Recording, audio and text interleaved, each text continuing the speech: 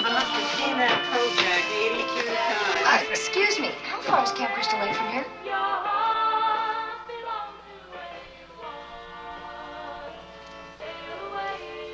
What is it, Enos? About 20 miles? About that. Camp Mud. You're opening that place again? The idea for Friday the 13th came out of actually need and desperation. Steve Miner and I and Victor Miller had all been working on a couple of children's films over the past 2 years, and the most recent was a soccer film. And we had not been successful getting a distributor. And I had decided that I had to make some kind of a movie and thought of the notion of doing a movie called Friday the 13th. I didn't know what the movie was going to be, but the idea of the title intrigued me.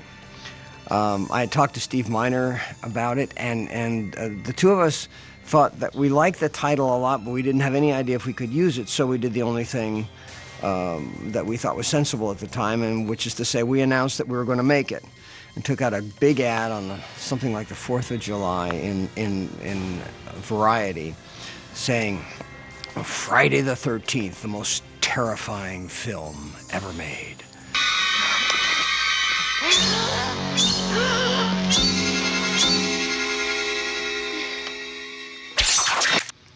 Based on that ad, I turned around and was able to get enough interest to get the film produced, or get enough money to get the film produced. The only problem was I didn't have a script or a start date.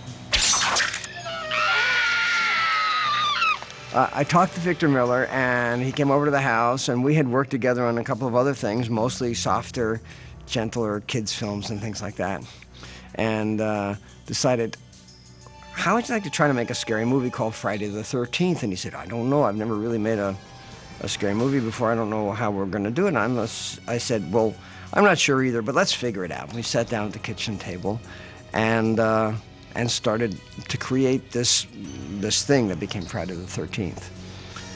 The assumption was, anyway, Victor's notion was to start with those little things that scared you as a kid. You know, you think there's somebody under the bed.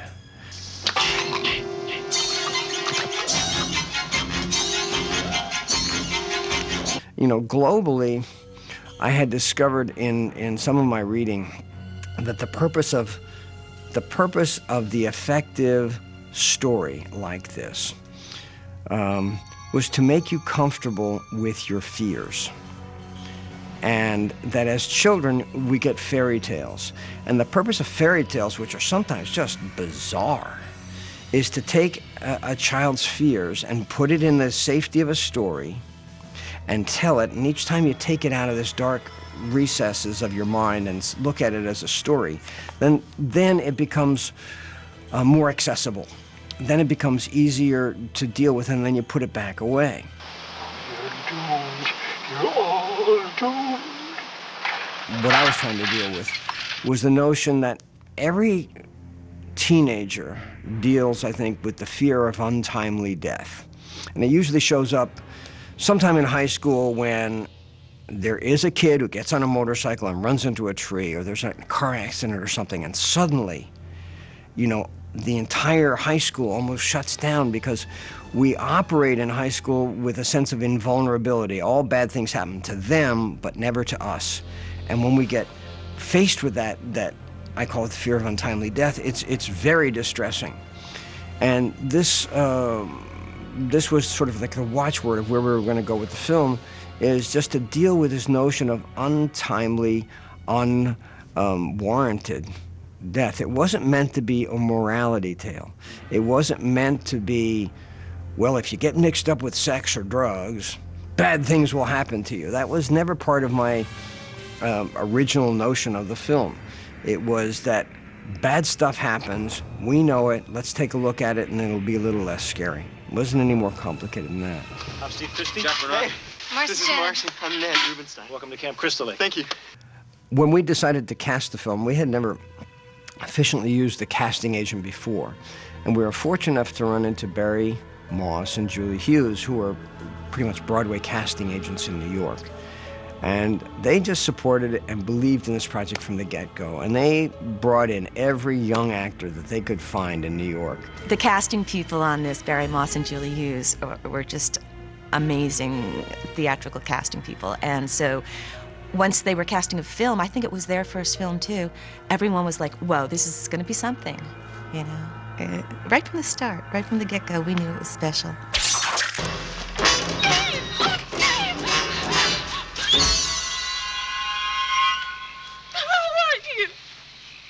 Well, I'm Mrs. Voorhees, an old friend of the Christies. Trying to find somebody to play the mother was a real task because with any luck, we could use, again, some misdirection. Betsy Palmer, at the time, had a career as being sort of like a peaches and cream, sort of Katie Couric, just the nicest person in the world in her life. And that was her whole public persona. So when Betsy Palmer shows up in the movie, at least in 1980, she seems like a nice person. She's not a threat. Nobody was expecting her to be a threat. It certainly was playing against type. I was on Broadway at the time, and I was doing the same time next year. And the trip home in the car usually is an hour and 15 minutes at the longest.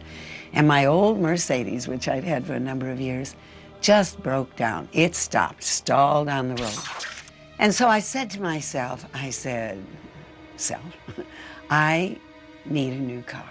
I said, universe, okay, can you see to it? So this was on a Tuesday. And on Friday, my agent called and he said, how would you like to do a movie? And I said, great. I said, I haven't done a film since the 1960s.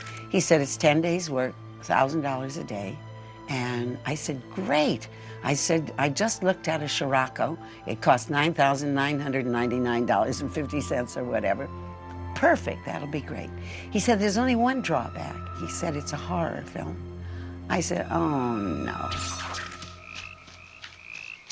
Kill her, Mommy. Kill her. I said, but, well, I need the car. Send me the script. So they sent me the script. I read it. I said, what a piece of crap. Little stronger words, but I said, nobody is ever going to see this thing. So I said, okay, I'll do it. Kill her, Mommy. Kill her. Don't let her get away, Mommy. Don't let her live. I won't, Jason. I won't. A good director listens to everybody. Maybe doesn't do what everybody says, but listens to everybody because a good director realizes that one person can't think of everything. It's like brainstorming, you know, I suggest something to you, you say something back, and what evolves is something that would not have evolved if just one person is thinking of it. So that was good. So if we came to him with a suggestion of something, you know, he'd give you his attention, and if it was great, great. If it wasn't huge, you know. I said to Sean Cunningham at one point in time, when we were shooting, I said, you know, you're being very unfair about this film. I said, you're not even giving anybody a loose clue that I'm in the scene. I said, you should put me in that little restaurant or at a stoplight in my Jeep or whatever, you know, just a flash somewhere. He said, no, no, no. He said, just let him guess. It's all right. Hello? Who's that? Oh, hi. What are you doing out in this mess?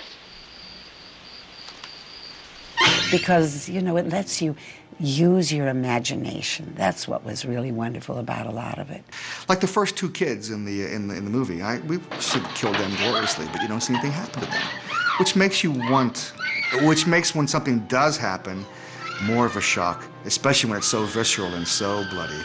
Because at the beginning of the movie, when nothing happens to these kids, you're thinking, okay, well, I can deal with that. It's not that scary, you know. They're not going to shock me too bad.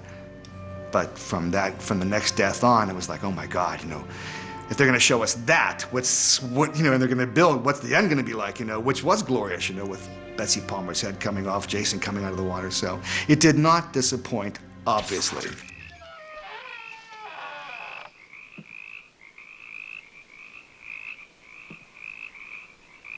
I have been in stores, marketing, you know, shoving a cart around, and all of a sudden I've heard behind me,